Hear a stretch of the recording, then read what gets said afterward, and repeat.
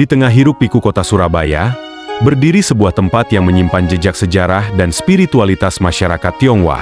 Kelenteng Kampung Dukuh, atau yang lebih dikenal dengan nama Hong Tiek Hian, bukan sekadar rumah ibadah. Ia adalah saksi bisu perjalanan panjang komunitas Tionghoa di Surabaya yang telah bertahan selama lebih dari 3 abad.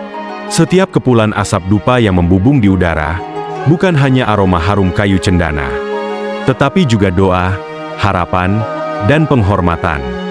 Dalam kepercayaan Tionghoa, dupa menjadi penghubung antara dunia manusia dan dunia para dewa. Asapnya yang naik ke langit melambangkan doa yang mengalir menuju alam spiritual. Bagi umat yang datang bersembahyang di kelenteng Hong Tiek Hian, menyalakan dupa bukan sekadar ritual, melainkan simbol kesucian hati dan niat yang tulus. Jumlah batang dupa yang dinyalakan pun memiliki makna tersendiri. 1 untuk penghormatan kepada langit, 2 untuk bumi dan leluhur, 3 untuk keseimbangan hidup manusia. Kita kalau bicara kata dupa, itu mencakupnya termasuk menyan, termasuk hiu juga. Jadi kalau di Teti Tiong Tikian, di kelenteng, di tempat ibadah Tridharma, itu kita jarang menggunakan menyan. Kita menggunakannya adalah hiu. Itu. Nah, sebenarnya apakah kita menggunakan dupa atau hiu itu fungsinya berbeda? Sebenarnya fungsinya sama. Fungsinya adalah yang kita ambil adalah dari harumnya. Hanya di tempat ibadah Tridharma ini kita sudah biasa menggunakannya itu adalah hiu, yuswa. Itu. Jadi kita 1 poin itu adalah harumnya. Gitu. Dari harumnya itu kita berfungsi untuk apa? Macam-macam. Mulai dari supaya untuk konsentrasi kita, untuk mengharumkan yang di atas, Tuhan Yang Maha Esa, maupun para simbing Buddha Bodhisattva. Jadi kita di tempat ibadah itu kenapa kau menggunakan hiu? 1 kata kunci itu adalah harum. Jadi kita menyembahkan, menyajikan, memberikan sesuatu yang harum, suasana harum. Sekaligus untuk ketenangan kita, untuk konsentrasi kita dalam berdoa. Itu. Kalau masalah apakah yuswa itu bisa jumlahnya tertentu, sebenarnya kalau yang zaman dulu itu kita tahunya yuswa itu cuma 1, 2, atau 3. 1 itu kalau zaman saya kecil itu, kalau saya sembahyang ke leluhur itu dikasih 1. Kamu 1 aja. Kenapa kok 1? Iya, kamu masih kecil. Gitu. Kalau sudah besar gimana kalau leluhur? Kalau sudah besar leluhur itu 2. Gitu. Nah, kalau 1 kenapa? Ya, kita itu sebenarnya dari awal kalau mau berdoa dimanapun itu bisa 1. Mau di altar Dianko, Tuhan Yang Maha Esa, maupun di altar Simbing, Kongco Makco, maupun para Buddha Bodhisattva itu bisa 1. Tidak harus jumlah tertentu. Nah, karena 1 itu sudah mewakili bahwa ini keesahan. Esa, 1, tunggal. Sembahyang kepada siapa? Tuhan. Itu. Dan kalau di leluhur, kenapa 2? Itu yin yang, keseimbangan. Gitu. Tapi kalau di altar Diengkung, altar Trinabi, altar Simbing, Buddha Bodhisattva, Kongco Makco, kita tidak pernah menggunakan 2, tapi kita menggunakannya adalah 3. 3 ini bisa diartikan sebagai Dientirun. Jadi sudah menyatu manunggal antara langit bumi manusia. Berarti suatu kesempurnaan. Itu. Jadi bisa sekaligus Yosua ini waktu zaman dulu itu menunjukkan waktu ya, selain untuk berdoa dan mengharumkan ruangan ya. Terus kemudian kalau dari jumlah itu lagi, saat ini ada yang jumlahnya berdoa secara 1, secara 3, 5, 7, sampai 9 dan seterusnya sampai 108. Itu balik ke keimanan masing-masing. Sebenarnya itu. Tapi intinya semua itu endingnya jumlahnya pasti 3 atau kelipatan 3. Begitu. Kecuali 7. Iya. Gitu. Kalau ditanya maknanya apa, itu sebenarnya kaitannya dengan Taois. yang kemudian diteruskan oleh Nabi Gongse. Jadi kalau 5 itu sebenarnya untuk ciswa kita. Kalau zaman dulu itu untuk ciswa, jadi untuk tolak bala. Jadi supaya kita itu bisa menjalani hidup ini dengan baik, rezeki, hoki, itu. Terutama kita kalau berdoa sembahyang ke dewa yang namanya Futa Chensen. Itu kebanyakan kita tancapnya ada 5. 5 ini bisa juga diartikan sebagai 4 yang mata angin itu. Batara mata angin. Satunya pancernya. Kalau di kejawen itu pancernya. Jadi 5 unsur alam juga bisa, yang logam, tanah, kayu, air, api, itu juga bisa. Tapi intinya kenapa kok 5? Itu adalah untuk tolak bala. Cuma pengertiannya hari ini ngomongnya buat tolak bala, untuk hoki, untuk rezeki. Ya, kalau kita sudah tolak bala otomatis ya hoki, rezeki. Nah, itu 5. Kemudian kalau 7 itu balik lagi juga keimanan kita. Apakah saya pernah sembahyang pakai 7? Sebenarnya 7 itu adalah harapan kita. Jadi 7 itu kalau di tanah Jawa ini kan istilahnya untuk mencapai tujuan. Betul. Nah, 7. Jadi kalau kita mengharapkan sesuatu dan supaya bisa tercapai tujuannya, itu kita menggunakan 7. Tapi pertanyaannya, apakah kita perlu menggunakan 7 itu, selalu menggunakan 7? Sebenarnya kalau kita sembahyang pun 1 pun juga nggak apa-apa. Karena anggap aja misalnya begini, kebetulan kalau di tempat ibadah itu selalu ada yuswa yang untuk umum. Yuswa untuk umum itu yuswa yang istilahnya umat tidak perlu bayar tapi boleh pakai. Yaitu mau nancep 1, 3, 5, 7 berapapun bisa. Karena itu istilah diperuntukkan untuk umat dan secara gratis. Tapi kalau anggap aja kita suatu saat pergi ke suatu tempat yang nggak ada fasilitas itu, atau fasilitas itu ada tapi sudah habis, ya kita adanya 1, ya kita tetap sembahyang dengan doa 1 juga nggak masalah. Itu. Jadi tidak harus dengan 7 itu. Tapi kalau kita menggunakan jumlah tertentu, itu pasti kita punya maksud tertentu. Jadi kalau kita memang ada sesuatu yang kita sangat harapkan bantuan dari Sinbing, khususnya dari Kongco Futa Chensen misalnya, itu biasanya kita pakai 5. Terus kalau kita berdoa misalnya di Kongco Kwankong maupun tempat Sinbing yang lain, tapi istilahnya kita mengharapkan supaya cita-cita kita bisa tercapai, itu 7.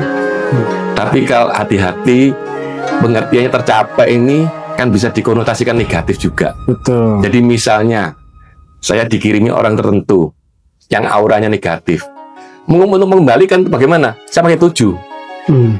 Tapi kalau saya tolak bala aja biasa berapa? 5. Itu. Jadi kita mengartikan itu sesuatu itu ada konotasi negatif, ada konotasi positifnya. Kalau positifnya, saya selalu bilang apa? Ya 7 untuk mencapai tujuan. Kalau 5 apa? Untuk ciswa, untuk tolak bala, supaya kita aman. Kalau 3 apa? Diantiren. Kalau 9 apa? 9 itu lebih sempurna lagi dari 3. Gitu. Terus ada juga yang bilang, oh kalau 6 itu untuk berdoa atas nama orang lain. Kelenteng ini didirikan pasukan Tartar pada masa pemerintahan Kubilai Khan dan diakini sebagai kelenteng tertua di Surabaya. Kelenteng ini menjadi saksi perkembangan kota Surabaya. Menariknya, kelenteng Hong Tie Hian melayani 3 agama sekaligus, yakni Buddha, Tao, dan Konghucu. Dari sinilah awal berkembangnya berbagai tradisi Tionghoa di kota ini, mulai dari sembahyang leluhur, cap gomeh, hingga sembahyang rebutan. Filosofi dupa mengajarkan bahwa hidup manusia, seperti asap, berasal dari bumi namun akan kembali ke langit. Wangi dupa adalah lambang keikhlasan tak terlihat, tapi memberi makna bagi siapapun yang merasakannya. Nancap doa itu dan nancap dupa hiyo itu juga ada aturannya. Jadi kalau 1, saya kalau nancap dupa 1, itu selalu saya tancap di Yulo, itu tempat penancapan dupa itu selalu di tengah. 1. Tapi kalau 3, yang pertama saya tancap di tengah dulu. Kemudian di kanan saya atau kirinya sembayangan, kemudian di kanan. Di kiri. Kanannya sembayangan atau kiri saya. Gitu. Jadi selalu tengah, kirinya sembayangan, kanannya sembayangan. Gitu. Itu juga sebenarnya ada artinya. Ada artinya adalah kalau 1 ini adalah istilahnya untuk saya, istilahnya aura saya sendiri, kekuatan saya sendiri. Yang kanan adalah untuk Sinbing, kita menghormati kepada Tuhan. Kemudian yang ketiga adalah kesempurnaan. Oh, Gitu. Jadi semuanya apa? Dentiren, menyatu, keseimbangan. Gitu. Jadi ajarannya kelenteng itu selalu balik lagi mengenai apa? Keseimbangan. keseimbangan ya. Itu. Nah, kemudian tadi kita sudah membahas tentang jumlah ya. Iya. Nah, kemudian yang saya ingin tahu nih, ukuran dupa itu kan macam-macam ya. Ada yang pendek, sedang, kemudian yang panjang. Nah, itu yang membedakan itu apakah hanya mungkin dari harumnya, kemudian waktunya itu sampai habis terbakar, atau apakah ada makna lain di balik panjang pendeknya dupa itu? Sebenarnya kalau kita bersembayang beribadah itu alangkah baiknya menggunakan dupa itu, inti utamanya adalah harumnya dulu. Oh, oke. Supaya suasana itu menjadi harum, suasana itu menjadi menyenangkan, dan itu menambah untuk kita berkonsentrasi dalam rangka berdoa maupun beribadah. Itu nomor satu, harum dulu. Kemudian apakah perlu menggunakan Yosua itu pendek panjang yang sampai besar sampai 1 jempol? Itu sebenarnya kita harus juga bisa melihat, ya. Karena kalau umatnya di satu tempat ibadah itu banyak, kemudian kita menggunakan Yosua itu yang besar-besar, itu terkadang juga jadi mubazir. Mubazirnya kenapa? Karena atas nama umat itu biasanya Yosua yang sudah tertancap itu pasti akan diangkat. Betul. Dan kemudian kalau sudah diangkat, apakah dibuang? Enggak dibuang. Tapi dibawa ke Kimlo. Kimlo itu tempat pembakaran seperti pagoda itu. Iya. Gitu. Nah, doanya bisa berlanjut enggak? Ya, kita kan tidak bicara mengenai magic sama mistisnya ya. Betul. Nah, gitu. Jadi intinya kita kalau berdoa itu dari sisi jumlah tadi sudah seperti itu. Kemudian dari panjang pendeknya itu juga kita jangan terlalu memaksakan untuk yang panjang besar. Kita lebih baik kuncinya adalah harumnya. Itu. Tapi kalau misalnya di suatu tempat ibadah itu memang memungkinkan kita pakai Yosua yang panjang. Terkadang misalnya ada orang sakit minta kesembuhan. Padahal kalau nanti kita bicara mengenai feng shui atau apa itu kan harus ada jam tertentu kita beribadah. Betul. Itu kan kadang-kadang perlu yang waktu yang durasi yang agak panjang. Nah, itu kita perlu Yosua yang lebih panjang dan lebih besar. Jadi orang-orang yang menggunakan Yosua panjang dan besar itu juga tidak salah, karena dia pasti punya maksud tertentu. Misalnya maksud tertentu itu apa? Dia pengen durasi doanya itu panjang. Kenapa? Itu kaitannya dengan masalah waktu. Waktunya apa? Berkaitan dengan masalah feng shui-nya dia. Karena kan tiap jam itu ada perbedaan parameternya. Betul. Dari 12 sio itu. Jadi istilahnya mereka yang pakai Yosua besar panjang itu pasti punya maksud, walaupun kita tidak tahu dan kita tidak perlu tahu gitu. Tapi kalau berdoa biasa, yang penting nomor satu harum. Itu. Tapi kalau di tempat ibadah kita jarang sekali menggunakan hiu yang berwarna hitam. Kita kalau di tempat ibadah itu menggunakan hiu yang berwarna merah. Mau harumnya bagaimana, tapi warnanya merah. Merah ya. Gitu. Jadi sebenarnya kalau dari zaman dulu itu kita cuma mengenalnya itu di tempat ibadah itu hanya Yosua itu berwarna merah atau kuning. Merah itu warna merah, balik lagi kalau kelenteng itu kan hoki. Betul. Semangat. Itu. Antusias. Nah, itu merah. Jadi kepada Sinbing itu kita merah. Tapi kalau kuning itu kalem, kebijaksanaan, wise, ya diberikan kelancaran. Tapi intinya yang lebih soft, gitu. Tapi tidak sampai ke situ, tidak sampai masalah hoki segala macam itu. Jadi kita kalau berdoa tancap hiu itu sebaiknya tidak merah terus atau tidak kuning terus. Tapi ya kita juga tancap merah, tancap kuning juga. Terus kalau untuk leluhur itu kita tancapnya kuning. Jadi kalau leluhur tancapnya kuning. Jadi kita leluhur tidak pernah tancap merah. selalu kuning. Soal panjang pendeknya itu tergantung dari posisi altar yang ada di rumah. Gitu. Jadi kalau merah itu pasti untuk Sinbing, Diankung, Buddha Bodhisattva itu merah. Apakah Sinbing, Diankung, Buddha Bodhisattva boleh tancap kuning? Boleh. Tapi pada umumnya karena harapan tadi itu rezeki, hobi itu, jadi kita menggunakan merah, semangat hidup. Semangat hidup. Ya, kalau ini kebijaksanaan, kalem soft. Nah, kalau hitam boleh nggak dipakai? Ya, boleh-boleh aja. Karena biasanya hiu yang warna hitam itu lebih harum dibanding yang warna merah, dibanding yang warna kuning. Oh gitu. Ya, apakah hiu yang warna hitam boleh ditancapkan di tempat ibadah? Boleh. Boleh, tapi itu bukan sesuatu yang wajib. Yang wajib adalah merah. Jadi kalau tancap hitam itu kenapa? Itu kaitannya baik lagi berkaitan dengan masalah jumlah.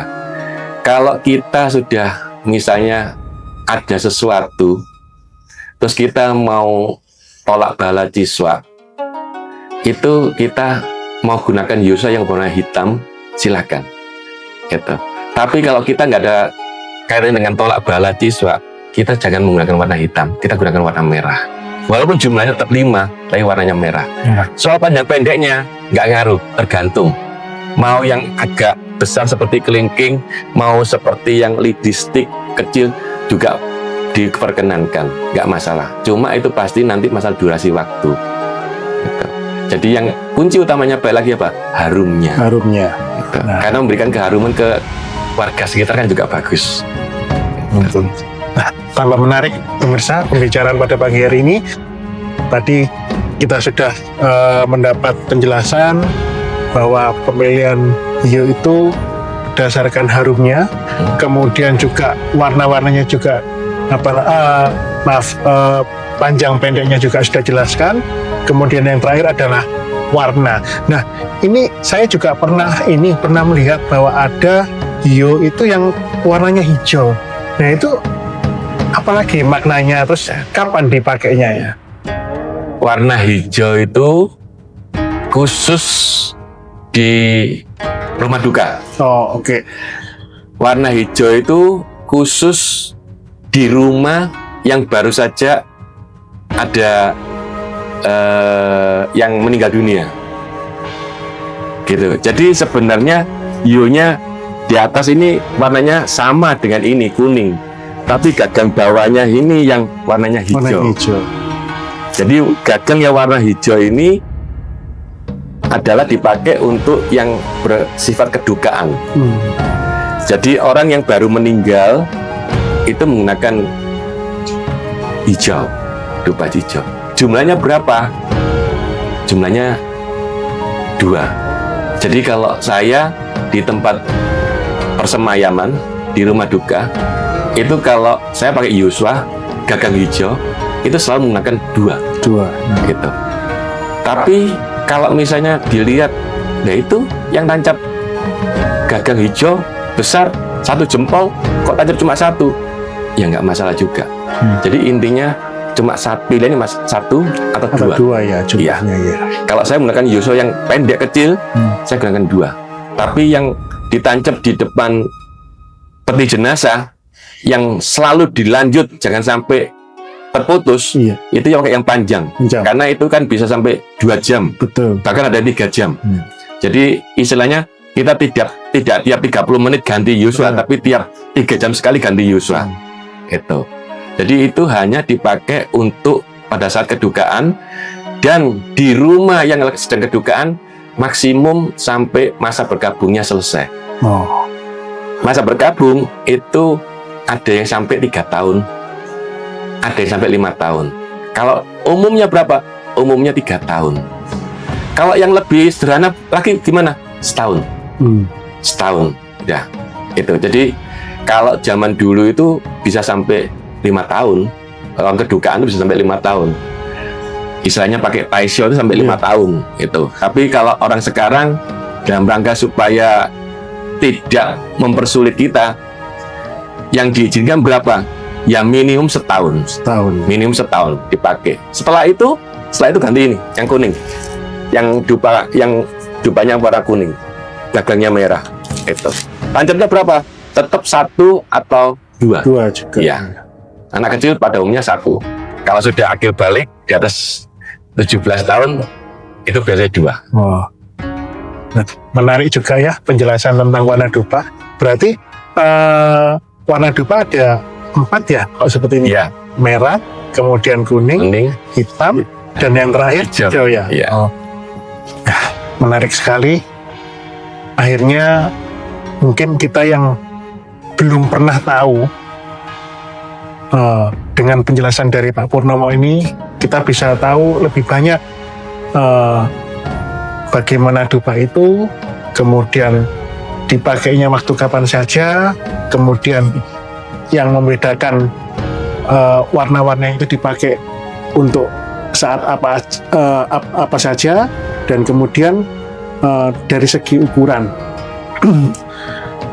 Semoga percakapan ngobrol santai pada pagi hari ini dapat memberikan kita semua pengetahuan yang baru, sehingga mungkin bagi generasi muda tidak salah-salah lagi ketika mau bersembahyang ya, dengan memakai hio atau dupa atau yosua itu, sehingga akan dapat lebih khusyuk lagi ketika melakukan peribadatan. Kemudian pagi ini juga kita di Kelenteng Hong Tekian ini kita kedatangan tamu dari GKJW ya Pak ya? Iya. Mungkin dari Bapak bisa memperkenalkan diri, dari namanya siapa, dari mana, kemudian tujuan ke Kelenteng ini apa, seperti itu. Ya, terima kasih. Salam sejahtera, shalom. Saya Joko Sarwono dari GKJW Jembatan Merah, Jalan Tanjung Sadari, 80 Surabaya. Ya, bagi kami, Kelenteng adalah sebuah keindahan dan sebuah keharmonisan ya. Dan saya mengenal Kelenteng sini itu juga lewat sahabat, teman, juga rekan yang sangat akrab, Bapak Purnomo, yang kebetulan beliaunya adalah teman antar umat beragama. Dan kami menjalin pertemanan ini sudah lama sekali.